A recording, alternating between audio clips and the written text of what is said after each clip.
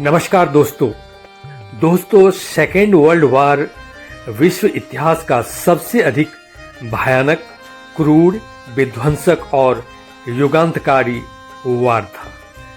कुछ सत्तासीन लोगों की सनक, पाशविकता और विकृत मानसिकता के कारण इस युद्ध का विस्फोट हुआ, जो प्रथम विश्व युद्ध से कई गुना ज्यादा प्रलयकारी और संहारक था।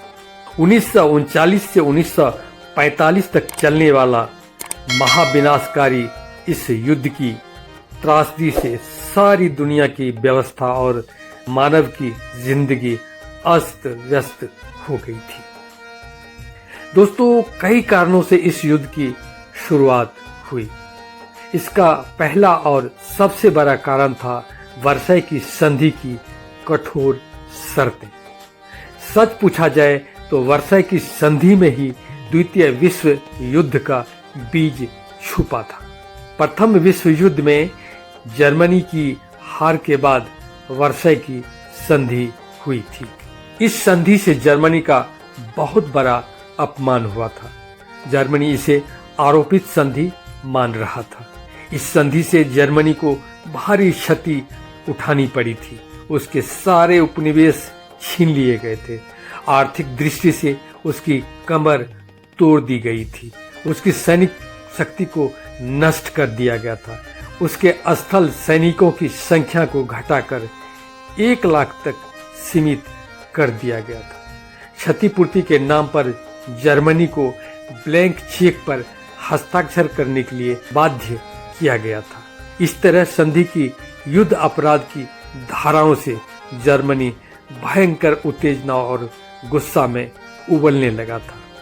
ऊपर से हिटलर की श्रेष्ठ प्रजाति वाली भावना से वहां का वातावरण गर्म होने लगा था।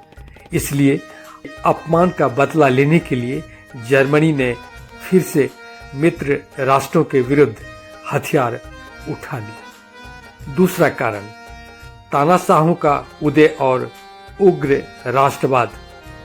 जर्मनी में हिटलर और इटली में मुसोलिनी जैसे क्रूर और सनकी तानाशाहों की बढ़ती हुई शक्ति द्वितीय विश्व युद्ध को अवश्यंभावी बना दिया। दोनों तानाशाहों ने जमकर राष्ट्रवाद को हवा दी। धीरे धीरे यह राष्ट्रवाद तूफान का रूप लेने लगा। अन्य देशों में भी राष्ट्रवाद की भावना जोर पकड़ने लगी। 1935 में हिटलर ने वर्साई की सैनिक संधि का उल्लंघन कर शस्त्रीकरण की घोषणा कर दी। मुसोलिनी ने अबिसिनिया पर आक्रमण कर अपनी साम्राज्यवादी भावना को उजागर कर दिया। उसी तरह जापान में साम्राज्यवादी भावना सर चढ़कर बोलने लगी थी। जापान ने राष्ट्रवाद की उपेक्षा करते हुए मंचूरिया पर अधिकार कर लिया, जो युद्ध की ओर इशारा कर रहा था। तीसरा कारण, निशस्त्रीकरण के प्रयासों की असफलता। प्रथम विश्व युद्ध के बाद यह आशा की गई थी कि मित्र राष्ट्र अपनी सैनिक शक्ति में कमी करके निशस्त्रीकरण करेंगे, लेकिन किसी भी राष्ट्र ने इस पर अमल नहीं किया। सभी देश अपनी सैनिक शक्ति और अस्त्र शस्त्रों की संख्या बढ़ाते रहे। ऐसे में सभी देश एक दूसरे को भय और आशंका की दृष्टि से देखने लगे और युद्ध की तैयारी भी करने लगे। चौथा कारण, राष्ट्रसंघ की असफलता। उधर सैन्यवाद और राष्ट्रवाद जोर पकड़ रहा था।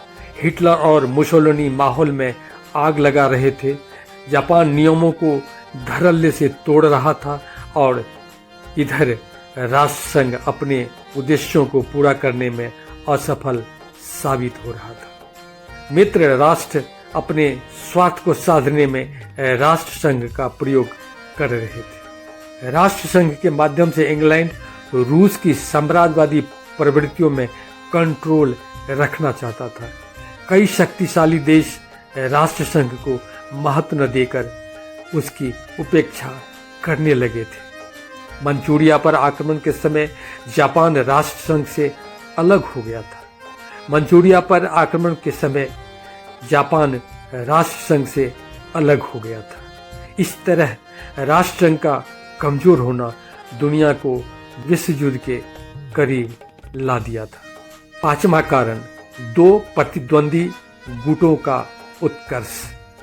अब तक विश्व दो प्रतिद्वंदी गुटों में स्पष्ट रूप से बंट चुका था। एक तरफ जापान, जर्मनी और इटली जैसे ध्रुवीय राष्ट्र थे, तो दूसरी तरफ इंग्लैंड, फ्रांस, रूस और अमेरिका जैसे मित्र राष्ट्र थे। अलग अलग विचारधारा के दोनों गुटों के बीच समझौता होना मुश्किल सा था। छठा, युद्ध का तात्कालिककरण। अब तक हमने देखा कि फर्स्ट वर्ल्ड वॉर के बाद जो घटना चक्र चला, वह विश्व को सेकेंड वर्ल्ड वॉर की ओर लेकर आ गया। विस्फोटक सामग्रियों का बड़ा ढेर खड़ा हो गया था, जिसमें आग लगाने के लिए एक माचिस काफी था। 1 सितंबर 1939 को जर्मनी द्वारा पोलैंड पर आक्रमण से युद्ध का महाविस्फोट हो गया। 3 सितंबर 1939 को ब्रिटेन और फ्रांस ने जर्मनी को युद्ध बंद करने की चेतावनी दी, लेकिन हिटलर ने अनसुनी कर दी। ऐसे में ब्रिटेन और फ्रांस ने भी जर्मनी के विरुद्ध युद्ध की घोषणा कर दी और देखते ही देखते दुनिया विश्व युद्ध की लपटों में झुलसने लगी। इस तरह महाविनाशकारी यह युद्ध 1939 से 1945 तक चलता रहा।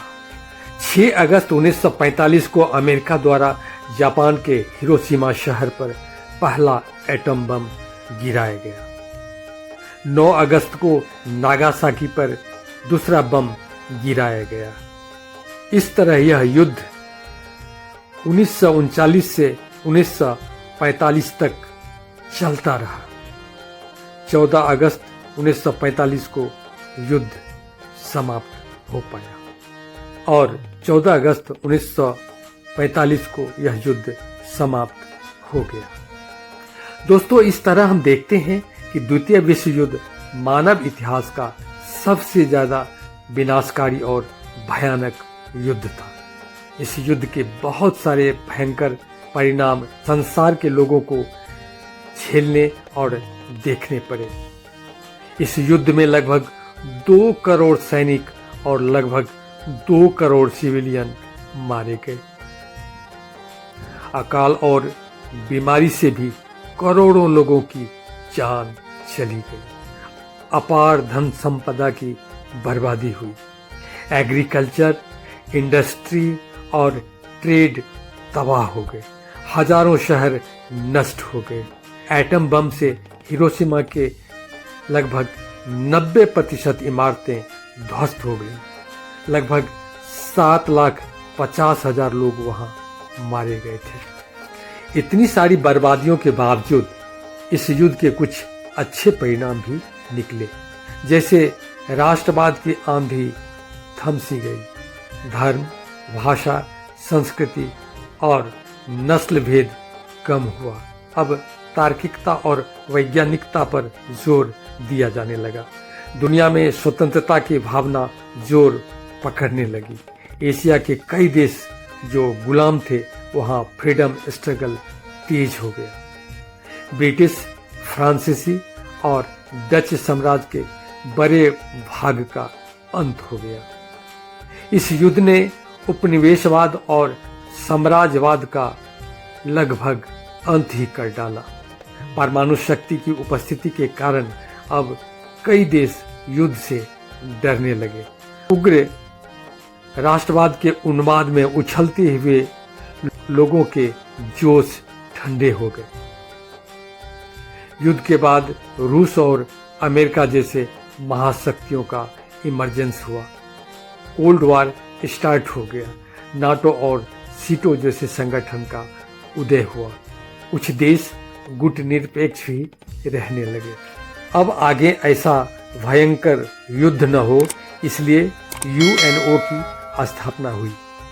यह वर्ल्ड वॉर की सबसे बड़ी उपलब्धि थी। लेकिन भविष्य में वर्ल्ड पॉलिटिक्स को प्रभावित करने वाला पावर शिफ्ट हो गया। बैलेंस ऑफ पावर ब्रिटेन के हाथ से निकलकर अमेरिका के हाथ में आ गया। पॉडकास्ट अच्छा लगा हो तो चैनल को सब्सक्राइब कर लीजिए। Thank you.